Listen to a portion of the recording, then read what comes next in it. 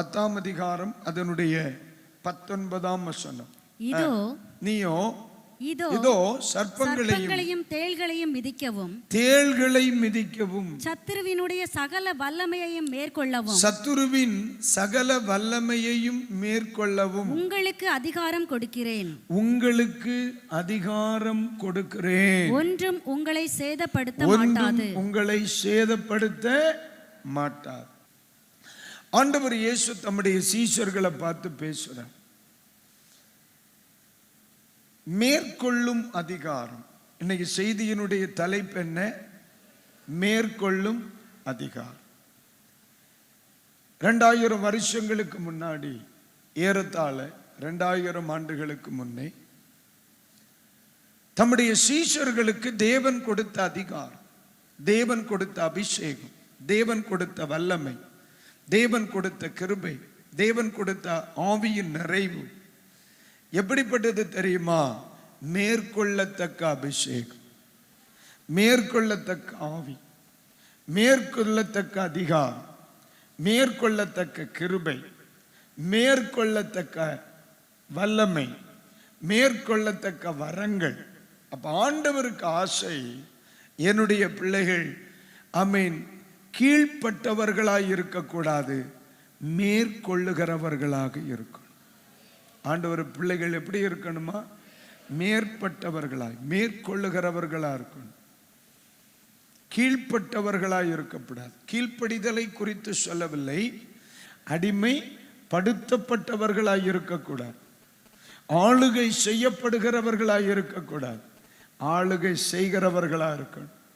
அப்ப ஆண்டவர் நமக்கு தேவன் தந்த கிருபை, ஆண்டவர் தந்த அபிஷேகம், வல்லமை எப்படிப்பட்டது? மேற்கொள்ளுகிற வல்லமை. ஆண்டவர் சீஷர்களை கூப்பிடுறார், தைரியமா இருங்கடா, நான் உங்களுக்கு அதிகாரத்தை கொடுக்கிறேன். அதாவது நீங்க கவனிச்சுக்கிடணும். இப்ப இயேசு தம்முடைய சீஷர்களை ஊழியத்திற்கு அனுப்புறார். 70 பேரை அவர்களை அழைத்து அவர்களை தேசத்துல ஊழியத்திற்கு அனுப்புறார். ஆண்டவர் எப்படி அனுப்புறார்? ஓநாய்களுக்குள்ளே ஆட்டுக்குட்டி அனுப்புற மாதிரி, ஓநாய்களுக்குள்ளே ஆட்டுக்குட்டி அனுப்புற மாதிரி நான் உங்களை அனுப்புறேன். அப்படின்னு என்ன அர்த்தம்? சூழ்நிலை சாதகம் இல்லாத இடத்துல, அனுகூலம் இல்லாத இடத்துல ஆண்டவருக்காக வாழ உன்னை நான் அனுப்புறேன் அப்படின்னு சொல்றேன். இன்னைக்கு அநேக நேரங்களில் மனிதர்கள் எதை விரும்புறாங்க தெரியுமா? எந்த பிரச்சனையுமே இருக்கப்படாது, எல்லாமே எனக்கு அனுகூலமாவே இருக்கணும். அப்படி மட்டும் இருந்துடுச்சுன்னா என் வாழ்க்கையில நான் எங்கேயோ போயிருவேன் அப்படின்னு. ஆனா உண்மையிலே சொல்றேன், 1ஆம் கிளாஸ்ல பிள்ளைய கொண்டு சேர்க்கிறிய, பரீட்சைங்கிற ஒண்ணு வரலன்னா அவன் 2ஆம் கிளாஸுக்கு போவானா? போகமாட்டான். உன் பையன் எத்தனை படிக்கிறான் சொல்ல தெரியாது. ஃபர்ஸ்ட் ஸ்டாண்டர்ட்ல ஒரு எக்ஸாம் எழுதி பாஸ் ஆனான். அது அப்புறம் நீங்க சொன்னீங்க நான் இப்ப 2ஆம் கிளாஸ் போறேங்கிற. 2ஆம் கிளாஸ்ல ஒரு எக்ஸாம் எழுதி மேற்கொண்டார். அதுக்கு பிறகு 3ஆம் நிலைக்கு போகிறான். இப்படி ஸ்டெப்பா வந்து அப்புறம் அவன் கல்லூரிக்கு வருகிறான். ஒரு நல்ல ஒரு தொழிலதிபரா வர்றான், அல்லது ஒரு பெரிய அதிகாரியா வர்றான், ஒரு வேலை செய்கிறவனா வர்றான். அவனுடைய வெற்றியை, அவனுடைய வளர்ச்சியை அடையாளப்படுத்துகிறதே அவன் சந்திக்கிற பிரச்சனைகள் தான், அவன் சந்திக்கிற எதிர்ப்புகள் தான், அவன் சந்திக்கிற சோதனைகள் தான், அவன் வாழ்க்கையில வருகிற சில டெஸ்டுகள் தான். அதனால வாழ்க்கையில வருகிற எல்லா பிரச்சனைகளும், ஐயையோ சாத்தான் கொண்டு வரானே, அவனுக்கு கண்ணு இல்லையா, நான் அவனுக்கு என்ன பாவம் பண்ணினே அப்படின்னு கோடிட்ட இடத்தை எல்லாம் நிரப்பிட்டு இருக்கப்படாது. சில பரீட்சைகள் நம்முடைய வளர்ச்சிக்கானவை, சில பரீட்சைகள் நம்முடைய வளர்ச்சியை அடையாளப்படுத்துவதற்குரியவை, சில பரீட்சைகள் நம்முடைய உயர்வுக்கானவை. ஆகவே எல்லாவற்றுக்காகவும் தெய்வ பிள்ளைகள் ஸ்தோத்திரம் சொல்லி பழகணும். இப்பவும் சொல்லல பாரு, எல்லாவற்றுக்காகவும் என்ன செய்யணும்? ஸ்தோத்திரம். இயேசு அப்படித்தானே, ஆண்டவர் அப்படித்தானே சொன்னார், பவுல் அப்படித்தானே சொன்னார், எல்லாவற்றுக்காகவும் என்ன செய்யுங்க? ஸ்தோத்திரம் பண்ணுங்க. யோபு அதை அப்படியே அப்ளை பண்ணார். கர்த்தர் எடுத்தார், ஸ்தோத்திரம். அவரே கொடுத்தார், ஸ்தோத்திரம். கொடுத்ததை மறுபடியும் எடுத்தார், ஸ்தோத்திரம். எடுத்ததை மறுபடியும் கொடுத்தார், ஸ்தோத்திரம். கொடுத்து விட்டு மறுபடியும் எடுத்தார், ஸ்தோத்திரம். எடுத்ததுக்கு பதிலாக இன்னொன்றை கொடுத்தார், ஸ்தோத்திரம். அப்ப என் வாயிலிருந்து வர வேண்டிய ஒரே வார்த்தை என்ன? எல்லாவற்றுக்காகவும் இப்பொழுதாகிலும் ஒரு ஸ்தோத்திரம் சொல்லுங்கள். எல்லாவற்றுக்காகவும் இப்பொழுதாகிலும் ஒரு ஸ்தோத்திரம் சொல்லுங்கள் அப்படின்னு இல்லை, ஸ்தோத்திரம் சொல்லுங்கள் என்று மட்டும்தான் இருக்கு. ஆண்டவர் சொல்லுகிறார், பிள்ளைகளே, நீங்கள் மேற்கொள்ளுகிறவர்களாக இருக்கணும். மேற்கொள்ளுகிறவர்களா இருக்கு. சீஷர்களுடைய வாழ்க்கையில் அநேக இயலாமைகள் இருந்துச்சு. இதை கண்ட இயேசு சொன்னார், நீங்க எருசலேமை விட்டு போகாதீங்க, எருசலேமிலேயே இருங்க. நான் போன அப்புறம் ஒருத்தர் அனுப்புவேன், அவர் பேர் பரிசுத்த ஆவியானவர். அவர் வந்து உங்களை சகல சத்தியத்திலே என்ன செய்வார்? நடத்துவார். அவரை பெற்றுக்கொள்ளாத பட்சத்தில் நீங்க சாட்சியாக வாழ முடியாது. நீங்க ஆவியின் நிறைவை பெற்றுக்கொள்ளுங்க அப்படின்ட்டு போயிட்டார். இப்ப எல்லா பேருக்கும் ஒரு அர்த்தம் இருக்குல்ல. அதே மாதிரி பெந்தெக்கோஸ்துக்கா போற, பெந்தெக்கோஸ்துக்கா போற, பெந்தெக்கோஸ்து சபைக்கா போறேன்னு கேட்கிறவங்களை சொல்றேன். பெண்டிகாஸ்ட் என்று சொன்னார் 50வது நாள் என்று அர்த்தம். இயேசு உயிரோடு எழும்பின 50வது நாள், சரியா? the day of 50. ஆனால் இந்த பெந்தெக்கோஸ்து என்பது ஒரு அனுபவம். இந்த 50வது நாள்ல சபைக்கு என்ன எக்ஸ்பீரியன்ஸ் வந்துச்சோ அதை நான் அப்ளை பண்றேன். அதனால என்ன பெந்தெக்கோஸ்துக்காரன்னு சொல்றாங்க. பெந்தெக்கோஸ்தே நாளில் சபைக்கு என்ன அனுபவம் உண்டாச்சோ, சபைக்கு என்ன எக்ஸ்பீரியன்ஸ் வந்துச்சோ அதை நம்முடைய வாழ்க்கையில் அதை அப்படியே அப்ளை பண்றோம். அதனால நமக்கு என்ன பேர் சொல்றாங்க? இவங்க யாரு? பெந்தெக்கோஸ்தேக்காரங்க. பெந்தெக்கோஸ்தேக்காரங்க. ஆவியில நரம்புறோம், நம்ம பெந்தெக்கோஸ்தேக்காரங்க. அந்நிய பாஷை பேசுறோம், நம்ம பெந்தெக்கோஸ்தேக்காரங்க. தீர்க்க தரிசனம் சொல்றோம், நம்ம பெந்தெக்கோஸ்தேக்காரங்க. நம்ம கொஞ்சம் சவுண்டு போட்டு ஜெபம் பண்றோம், நம்ம பெந்தெக்கோஸ்தேக்காரங்க. நம்ம கூடி இருக்கிற இடத்துல சவுண்ட் எல்லாம் வருது, நம்ம பெந்தெக்கோஸ்துக்காரங்க. இந்த பெந்தெக்கோஸ்தேக்காரங்களே இப்படிதான் அப்படின்னு சொல்லப்படாது. இப்படி இருக்கிறதுனால தான் நம்ம பெந்தெக்கோஸ்தேக்காரங்க. இயேசு சொல்லுகிறார் மேற்கொள்ளும் அதிகாரம். இந்த மேற்கொள்ளுகிற அதிகாரம் எப்பொழுது சீஷர்களுடைய வாழ்க்கையில் பரிபூரணப்பட்டது? இந்த நாளில் தான். லூக்கா 10ஆம் அதிகாரம் 21 மேற்கொள்ளுகிற அதிகாரத்தை தருகிறேன் அப்படின்ட்டார். ஆனா அதுக்கு பிறகு அது பரிபூரணமா அவங்க வாழ்க்கையில எப்ப வெளிப்பட்டுச்சு தெரியுமா? பெண்டிகாஸ்டல் டேல மேல் வீட்டறையில உட்கார்ந்து அவங்க ஆண்டவரை மகிமைப்படுத்தினாங்க. பைபிள் அழகா சொல்லுது, அவர்களில் அந்த வல்லமை வெளிப்பட ஆரம்பித்து. அப்ப இன்றைக்கு தெளிவாய் சொல்லுகிறேன், மேற்கொள்ளுகிற அபிஷேகம், மேற்கொள்ளுகிற ஆவியானவர், மேற்கொள்ள பண்ணுகிற ஆவியானவர், ஆண்டவர் நமக்கு தந்த ஆவியானவர் அபிஷேகம், மேற்கொள்ளுகிறவரும் மேற்கொள்ள பண்ணுகிறவரும். ஆமென். பக்கத்துல கைப்பிடிச்சு சொல்லுங்க, அல்லது உங்களை பார்த்து சொல்லுங்க, கர்த்தர் உங்களுக்கு அந்த அபிஷேகத்தை அளவில்லாமல் தருவாரா? அளவில்லாமல். பிரைஸ் தி லார்ட், அல்லேலூயா. கர்த்தர் உங்களுக்கு அந்த ஆவியை அளவில்லாமல் தருவாரா? நம்ம மேற்கொள்ள வேண்டிய சந்ததி. நம்ம யாரு? மேற்கொள்ளணும். ஒண்ணும் இல்லை, உங்க 2 கைகளை எடுங்க, இடது கை வலது கை. நீங்க எப்பவுமே இப்போ உங்க ரெண்டு ஒண்ணுக்கு மேல ஒண்ணு வைங்க, ஒண்ணுக்கு மேல ஒண்ணு வைங்க. எந்த கை மேல இருக்கு? நீங்க எந்த கையை மேல, இடதோ வலதோ, எந்த கை மேல இருக்கு? உங்க வாழ்க்கையில மேலே இருக்கிறது நீங்களா இருக்கணும். நான் சொல்றது எத்தனை பேர் புரியுது? உலகம் கீழே இருக்கணும், நீங்க மேலே இருக்கணும். மாம்சம் கீழே இருக்கணும், நீங்க மேலே இருக்கணும். போராட்டம் கீழே இருக்கணும், நீங்க மேலே இருக்கணும். உலகத்தின் வல்லமை கீழே இருக்கணும், நீங்க மேலே இருக்கணும். எங்க இருந்தாலும் சரி, நீங்க உங்க கரம் மேலோங்கிதான் இருக்கணும். அதுதான் ஆண்டவருடைய விருப்பம். நீங்க அடிமைப்பட்டவர்களா இருக்கக்கூடாது. அதுக்கு எக்ஸாம்பிள் யோசேப்பு தான். யோசேப்பு வீட்டுல 12 பேரில் ஒருவராய் இருந்தார்.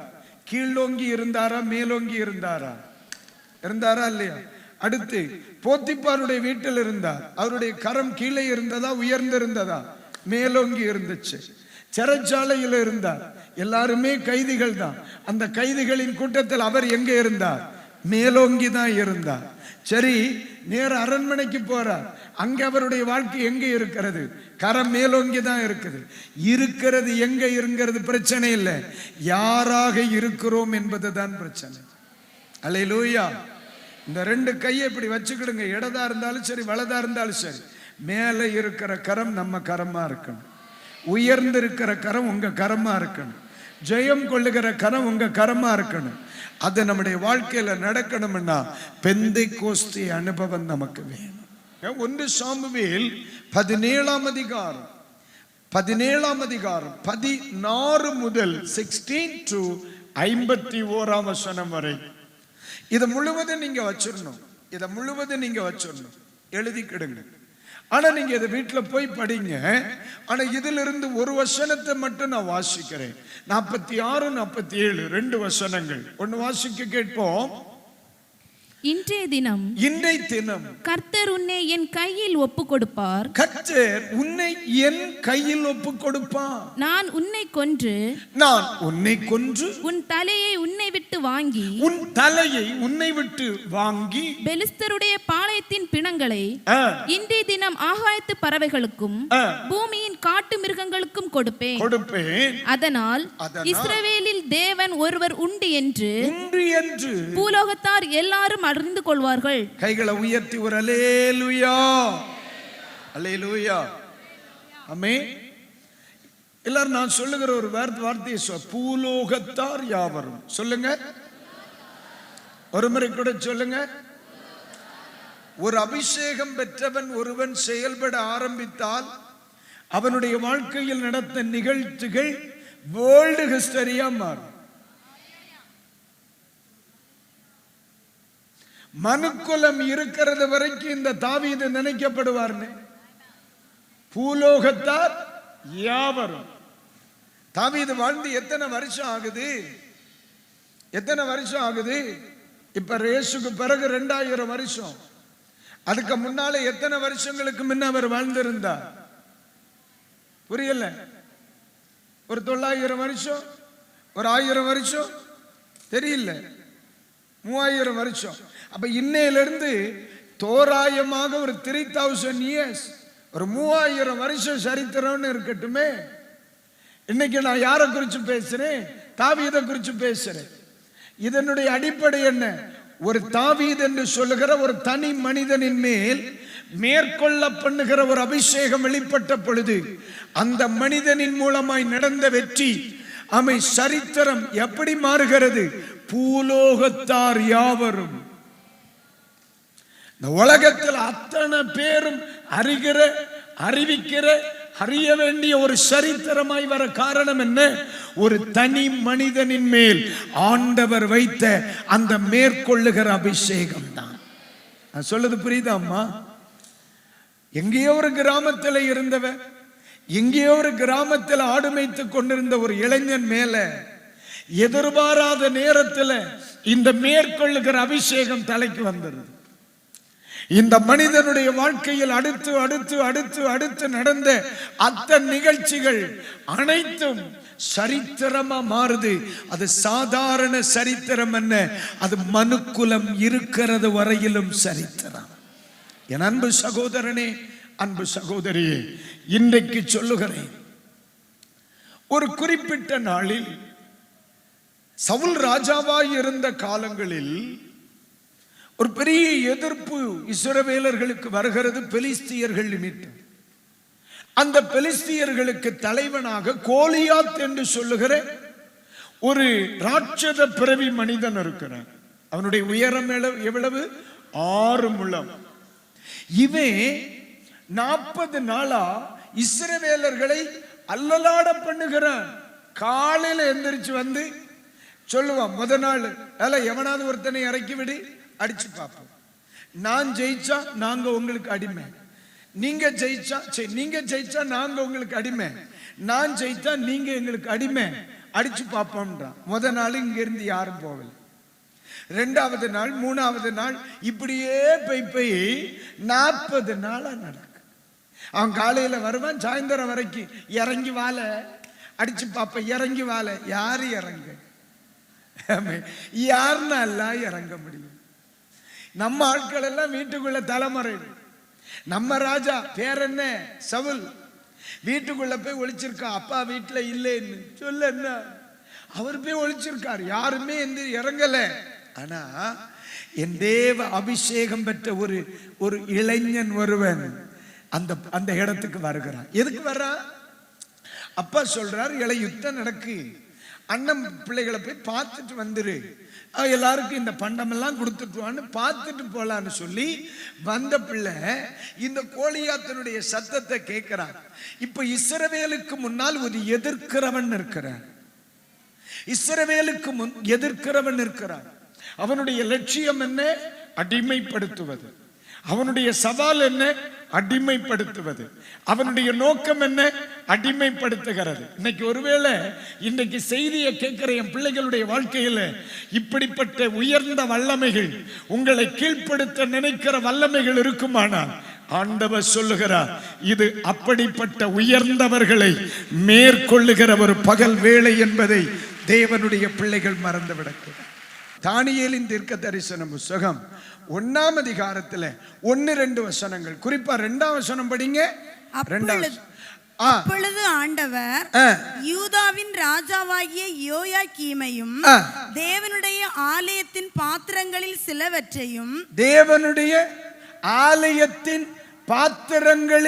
சிலவற்றையும் அவன் கையில் ஒப்பு கொடுத்தார். அவன் அந்த பாத்திரங்களை சினேயார் தேசத்தில் உள்ள தன் தேவனுடைய கோவிலுக்கு எடுத்து கொண்டு போய் அவைகளை தன் தேவனுடைய பண்டசாலைக்குள் வைத்தான். அல்லேலூயா. எப்பா, ஏற்கனவே நம்ம நியாயாதிபதிகளின் புஸ்தகத்துல படிச்சப்போ இங்க விளைஞ்சு அவன் தின்னான், இங்க ஆடு குட்டி போச்சு அவன் பால் குடிச்சான், இங்க கழுத குட்டி போச்சு குட்டி போட்டுச்சு அவன் வளர்த்தான். சரி, கையில ஒண்ணும் இல்லை. சரி, ஸ்பிரிச்சுவல் சைடு வாங்க. இங்க ஆலயம் இருக்கு, ஆராதனை ஸ்தலம் இருக்கு, இங்க பாத்திரம் இருக்கு, ஆவிக்குரிய அனுபவம் இருக்கு. இவன் என்ன செய்யறான்? ஆலயத்தில் இருந்த பொற்பாத்திரங்களை எடுத்துட்டு போயிடுறான். அப்ப நேபுகாத் நேச்சாருடைய கேரக்டர் என்ன? நம்ம செஞ்சு வைக்கணும், கொண்டு போகணும், நம்ம செஞ்சு வைக்கணும், கொண்டு போகணும். இந்த ஒரு வாரமும் உட்கார்ந்து ஜோம் பண்ணி தேவ கிருபையில இருந்து, ஆண்டவரே அபிஷேகத்தை கொடும், வல்லமையை கொடும், தேவ கிருபை கொடும், பயத்தின் ஆவியை கொடும், ஆண்டவருக்கு சித்தத்தை செய்ய கிருபை கொடும், ஜோம் பண்ணி சில பாத்திரங்களை தேய்ச்சி கழுவி கொண்டு வச்சா இந்த பேப்பை கொண்டு போவோம். ஒரு வாரம் உபவாசம் பண்ணி 21 நாள் உபவாசம், 3 நாள் உபவாசம், 5 நாள் உபவாசம், முழியிறவு ஜெபம், 21 நாள் 24 மணி நேரம் இப்படி எல்லாம் ஜோம் பண்ணி சில பாத்திரங்களை எடுத்து கழுவி தொலைக்கி ஆலயத்தில் வச்சு, இனியாவது சண்டே கிளாஸ் எடுப்பா, இனியாவது சிஏ ஊழியத்துக்கு உதவியா இருப்பா, இனியாவது 4 ஊழியம் செய்வான்னு சொல்லி கழுவி தேய்ச்சி பறக்க கொண்டு வச்சா இந்த பேப்பை கொண்டு போறேன். நீங்க இப்போ நம்ம ஏரியாவிலேயோ அங்கேயோ, அப்போ இந்த புட்டுக்குடம் எதுக்கு வேண்டி செய்தது? நம்ம ஆலயத்துக்கு வேண்டி செய்த புட்டுக்குடம். இப்ப புட்டு அவிக்கியது அங்க எங்க? 2ஆம் வசனத்தை பாருங்க. சினேயார் தேசத்தில் உள்ள தன் தேவனுடைய கோயில்ல இப்ப அந்த புட்டுக்குடம் வேலையில இருக்கு. அல்லேலூயா. நம்ம பாத்திரங்களில் பல சில எங்க இருக்கு? இப்போ சினேயார் தேசத்தில் அந்நிய தேவனுடைய ஆராதனை ஸ்தலத்தில் இருக்கிறது. இத கொண்டு போனதாரு? கொண்டு போனது நீங்க இல்ல. உங்களுக்குரிய ஆவிக்குரிய ஆசீர்வாதங்களை யார் எடுத்துட்டு போனா? யாரு? சாத்தானா? நேபுகாத் நேச்சார். அல்லேலூயா. பாபிலோனிய தலைவன் அவன் எடுத்துட்டு போயிட்டான். இப்போ இங்க பிரகாசிக்க வேண்டியது எங்க இருக்கு? அங்க. இங்க மேன்மையா இருக்க வேண்டியது எங்க இருக்கு? அங்க. இங்க ஊழியம் செய்ய வேண்டியது அங்க. இங்க தேவ கிருபையில இருக்க வேண்டியது அங்க. அல்லேலூயா. ஆமாய்யா, கர்த்தருக்கு ஸ்தோத்திரம். அல்லேலூயா, அல்லேலூயா.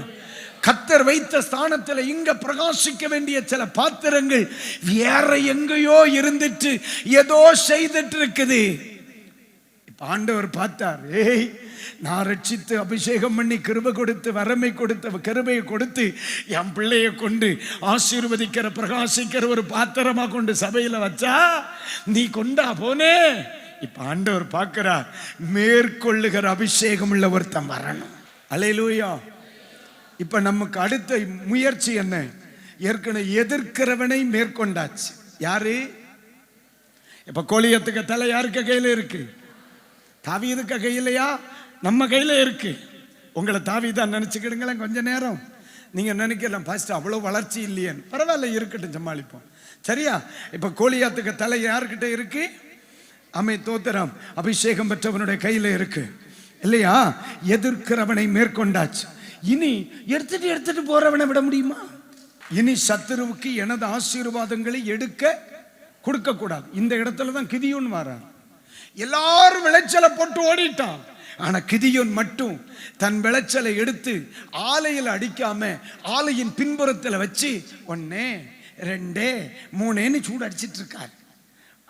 அடிச்சிட்டு இருக்கார். அப்ப ஆண்டவர் பார்க்கிறார், எல்லாரும் கொடுத்துட்டு ஓடனா, இவன் மட்டும் கொடுக்கப்படாதுன்னு நெஞ்ச நிமித்திட்டு நிக்கிறான். இவன் தான் எனக்கு வேணும். இப்ப என்னது?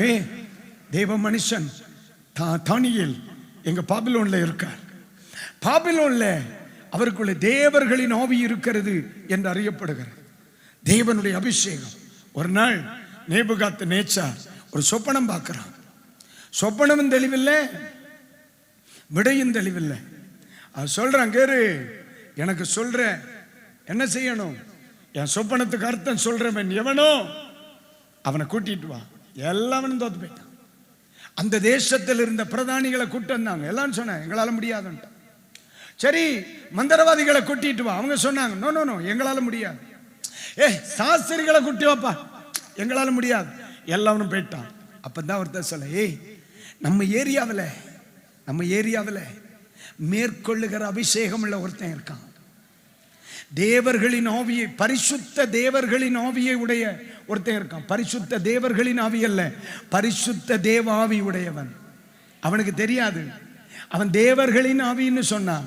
அல்ல, அது தேவ ஆவி, பரிசுத்த ஆவியை உடைய ஒருத்தன் இருக்கான். அவனை கொண்டு வந்தாச்சு. இப்போ எங்க வீட்டில் இருந்து ரொம்ப நாளைக்கு முன்ன குட்டுவோம், சட்டி அண்டா எல்லாம் களவாண்டுட்டு போனவனாக்கும். யாரு? இப்ப அவன் சொப்பனம் பார்த்திருக்கான், அவனுக்கு அர்த்தம் சொல்லல. இப்ப இவர் வந்து நிக்கிறார். யாரு? தானியேலை கொண்டு நிப்பாட்டி வச்சிருக்காங்க. நேபுகாத் நேச்சார் சொல்றார், எப்பா இப்படி ஒரு பிரச்சனை எனக்கு சரிவர ஒன்றும் தெரிய மாட்டேங்கி, எல்லாரும் சொல்றாங்க உன்னால முடியும்னு.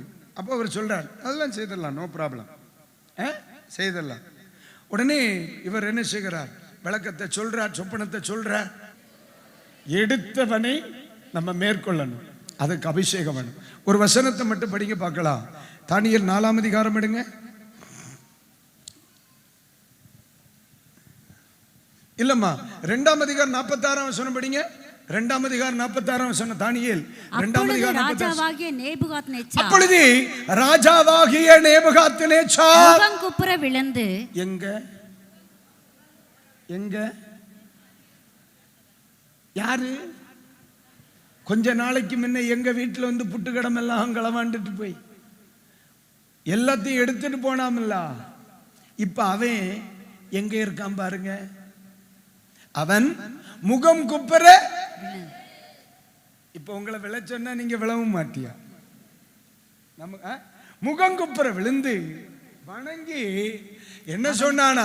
காணிக்கை செலுத்தவும் தூபம் கட்டளையிட்டான். என்னுடைய வீட்டிலிருந்து, என் ஆலயத்திலிருந்து, என் குடும்பத்திலிருந்து, என் பிள்ளைகளிடத்திலிருந்து நன்மையை திருடி போனவனை கர்த்தர் இப்ப யாருக்கு முன்னால கொண்டு காலுக்கு கீழே போட்டிருக்கார்? மேற்கொள்ளுகிற அபிஷேகம் பெற்றவனுக்கு என்ன எடுத்து போகிறவனை கர்த்தர் கீழ்ப்படுத்தினாரா இல்லையா? அதுதான் அபிஷேகம். அல்லேலூயா. எனக்கு இதுல பரிசுத்த ஆவியானவர் எனக்கு கற்றுக் கொடுத்த ஒரு ரகசியம் சொல்லவாமா. இதை எடுத்துட்டு போகிறதுக்கு பட்டயம் கொண்டு வந்தான், ஈட்டி கொண்டு வந்தான், பீரங்கி கொண்டு வந்தான், துப்பாக்கி கொண்டு வந்தான், எல்லாம் கொண்டு வந்தாக்கையும் எடுத்துட்டு போனது. ஆனா இது ஒண்ணுமே இல்லாம எல்லாத்தையும் அவன் காலுக்கு கீழே கொண்டு வச்சானா, அதான் அபிஷேகம். நம்ம நீ எடுத்துட்டு போகும்போ 1000 வீரர்களோடு வந்த, நீ எடுத்துட்டு போகும்போ பட்டயத்தோடும் ஈட்டியோடும் வந்த. ஆனா உன்னை நான் கீழ்ப்படுத்தின பொழுது என் கையில பட்டயமும் இல்லை, ஈட்டியும் இல்லை, வாக்குவாதமும் இல்லை, சண்டையும் இல்லை, ஒன்னும் இல்லை. இதுவரைக்கும் என்னுடைய நன்மைகளை எடுத்தவன் இப்போ கீழே படுத்து கிடந்துட்டு, தானியேலே ப்ளீஸ் ப்ரே ஃபார் மீ எங்க நடந்துட்டு. அப்ப ஆண்டவர் தருகிற வெற்றி எப்படிடா? அவன் சண்டை போட்டான்னு நம்மளும் சண்டை போடவா? அவன் ஏப்பார் ஆப்பிள்னு சொல்லுவா, நீ பீப்பார் பேரிச்சம்பளன். இந்த சொல்லி ஒண்ணும் வேண்டாம், சண்டை போடண்டான்னு சொல்லுது. புரியுதில்ல உங்களுக்கு? வாக்குவாதத்தினால் அல்ல, சண்டையினால் அல்ல, வழக்காடுதலினால் அல்ல, நன்மையை திருப்பி வாங்கினது அபிஷேகத்தால. எடுத்ததை தான் சண்டை போட்டாரா அந்த மனுஷன்? இல்ல இல்ல, என் வீட்டுல இருந்து எல்லாம் எடுத்துட்டு வந்தியே, மரியாதையா தா, இல்லைன்னா இன்னைக்கு நாங்க கலெக்டர் ஆபீஸ்ல ஈங்கலாப் சிந்தாபார். இந்த சொல்லி ஒண்ணு இல்லை. கரு படை சூழ வந்து எடுத்து போனவன் இப்போ எங்க விழுந்து கிடக்கிறார்? சால கிடந்து போல கிடக்கு. எப்பா ஒண்ணு இமேஜினேட் பண்ணி பாருப்பா. உங்களுக்கு இமேஜினேட் பண்ண தெரியுமா? அது மட்டும்தான் தெரியுமோ? இமேஜினேட் பண்ணி பாருங்க. நீங்க தானியல் ஆகும், நம்ம வீட்டில் இருந்து சபையில் இருந்து தெய்வ பிள்ளைகளிடத்தில் இருந்த நன்மையெல்லாம் எடுத்துட்டு போனவே இது போல விழுந்து கிடத்தா உங்க மனநிலை இருக்கு. நினைச்ச நானா இருந்த சவுடி கொன்னு இருப்பேன். கள்ள பயல புட்டு விடாங்க இல்லையாம்மா? யுத்த சத்தம் இல்லாமல் மேற்கொள்ளுகிறதாம்மா அபிஷேகம். நீங்க நினைக்கிறீங்க இன்னொரு பிரச்சனை, இன்னொரு எதிர்ப்பு, இன்னொரு வழக்காடுதல். இல்ல மக்களே, உன் ஜெப அறைக்குள்ளே முழங்காலுக்குள்ளே அத்தனையும் முடிஞ்சிடும். அவன் வாய வச்சு அவன் வாகொண்டே சொல்ல வச்சாரா, இஸ்ரவேலின் தேவனே தெய்வம், தானியேலின் தெய்வம் தான் தெய்வம். இந்த ஆலயத்தினுடைய பொருளை தான் நீ எடுத்துட்டு போனா. ஆனா இப்ப சொல்லுங்க, இதுக்கு மேல ஆமீன் அவன் வச்சிருப்பானா? இந்த தேவனுடைய ஆமீன் ஆலயத்து பாத்திரம் என் வீட்டில் இருக்கக்கூடாது. என்னை கேட்கிற பிள்ளைகளே, எடுத்து கொண்டு போகிறவனை தெய்வ மனுஷனாகிய தானியேல் ஒரு அபிஷேகத்தால ஜெயிச்சாரா இல்லையா? ஜெயித்தாரா இல்லையா? அப்ப இந்த பகல்வேளை ஒன்று புரிந்து கொள்ளணும். அபிஷேகம் பெற்றுக்கோமா, நம்ம மேற்கொள்ள முடியும். அபிஷேகம் பெறுமா, மேற்கொள்ள முடியும். ஆவியில் நிரப்பப்படுமா, மேற்கொள்ள முடியும். எதிர்க்கிறவனை கீழ்ப்படுத்தணும்னா நமக்கு தேவை அபிஷேகம். எடுத்து போனவனை கீழ்ப்படுத்தணும்னா நமக்கு தேவை அபிஷேகம். இயேசுவின் நாமத்தினாலே இந்த பெந்தைக்கோஸ்தை பண்டிகை அன்றைக்கு ஆண்டவர் சபைக்கு 2 காரியம் சொல்லுகிறார். எதிர்க்கிறவனை எதிர்க்கவும், எடுத்து போட்டவனை இழந்தவைகளை மறுபடியும் பிடித்துக் கொள்ளுவதற்கு ஒரு அபிஷேகம். அல்லேலூயா. இயேசு இந்த பூமிக்கு எதுக்கு வந்தார்? இழந்து போனதை தேடத்தானே வந்தார். தானியேலை கொண்டு என்ன நடந்துச்சு? ஆலயம் இழந்ததை திருப்பி கொடுக்கப்பட்டுச்சா இல்லையா? நம்ம ஆண்டவர் இழந்தது என்ன தெரியுமா? 1000 ஆத்துமாக்கள். இதை சத்துரு எடுத்து வச்சிருக்கான், நேபுகாத்து நேச்சார் எடுத்து வச்சிருக்கான். தெய்வம் இழந்து நிற்கிறார். இன்னும் லட்சக்கணக்கான மக்கள் இயேசுவை அறியாம இருக்காங்க, ரட்சிப்புக்குள்ள வராம இருக்காங்க. சகோதரா, இன்னைக்கு பகல் வேளை சொல்லுகிறேன், தானியேலை போல் அபிஷேகம் உள்ளவர்கள் சபையிலே தேசத்தில் எழும்புவார்களானா இன்னைக்கு பகல் வேளை சொல்றேன் பிரதர், இழந்தவைகளை திருப்பி வாங்குவோம். எடுத்து போட்டவனை ஆமென் பைபிள் சொல்லுது, அதி சீக்கிரத்தில் சாத்தானை உங்கள் கால்களுக்கு கீழே ஆண்டவர் நசுக்கி போடுவார். Praise the Lord. அதுதான் மேற்கொள்ளுகிற அபிஷேகம். சொல்லுங்க, மேற்கொள்ளுகிற அபிஷேகம். சொல்லுங்க, மேற்கொள்ளுகிற அபிஷேகம். மேற்கொள்ளுகிற அபிஷேகம். இன்னைக்கு பகல் வேளையில் எந்த பிரச்சனையை நீ சந்திக்கிறியோ அதை நீங்களே ஜெயிக்கிறீங்கம்மா. யாரும் வர வேண்டாம், உங்களுக்கு அந்த கிருபையை தருகிறார். உங்களுக்கு அந்த கிருபையை தருகிறார். நீங்க எந்த பிரச்சனையை நீங்க ஃபேஸ் பண்றீங்களோ அந்த பிரச்சனையை நீங்களே ஜெயிக்கிறீங்க. இதுக்கு மேல ஒரு வார்த்தையே கிடையாது.